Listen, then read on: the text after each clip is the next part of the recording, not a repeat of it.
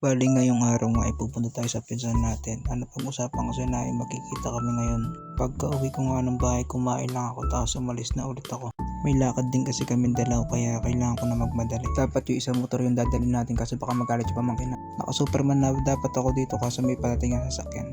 So ito nga parang napapansin ko para ako may maingay dito sa likod ng motor ko.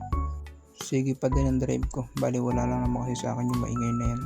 Bale ito nga huminto na talaga ako, tinignan ko. Kaya naman pala maingay nakabukas. Sabi nga nila minsan ka na lang mag day off, nagkala ka pa.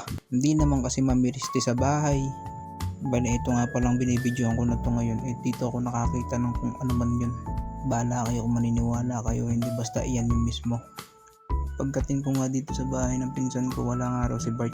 Tinanong ko nga rin dito sa pinsan kong si Tim, baka daw nandun sa taas. So napagpasyahan ko sa lubungan ko na. Nasa lubong ko nga, nilagpasan naman ako. Hindi, joke lang, pasalong nga kasi yun kaya bumalik ako. Kung di nyo nga natatanong, nagtatop speed ng 160 yan. 80 papunta, 80 pabalik. Pero mabilis talaga magpatakbo to. So ito nga kung makikita nyo, sumisigaw yan dyan, naghahamon kung sino lalaban ng karera sa kanya. Hindi, joke lang, mabagal lang. Pero mabilis talaga. So ito nga, tumambay muna kami sa kanila. Tapos umalis ulit.